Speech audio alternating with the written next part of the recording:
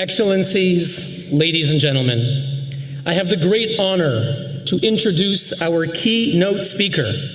For over 4 decades, Crown Prince Reza Pahlavi has been a leader and advocate for the principles of freedom, democracy, and human rights for the people of Iran.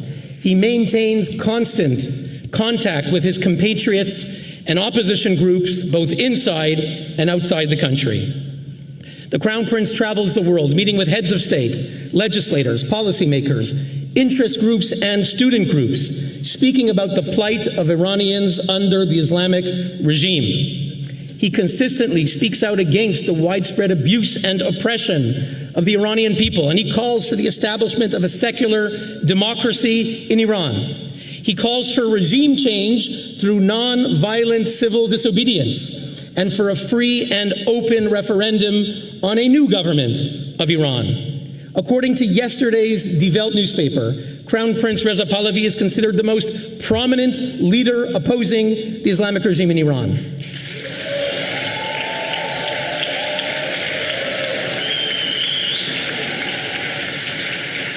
As the Crown Prince has mentioned, his father, the Shah, was very close with Egyptian President Anwar Sadat.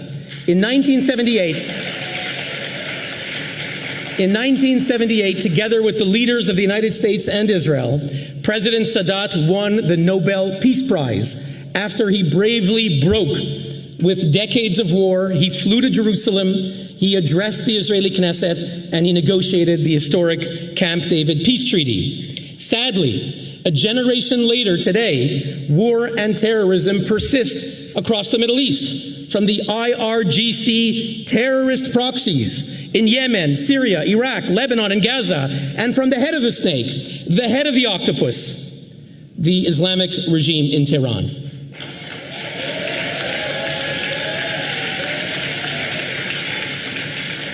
For years, many Western governments here in Europe and abroad kept saying, don't be too firm with the regime. It might provoke war.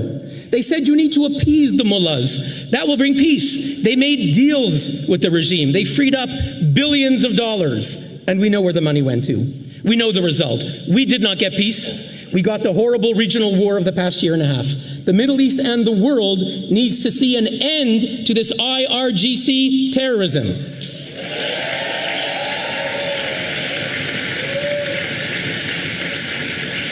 Now, the Crown Prince has been very clear.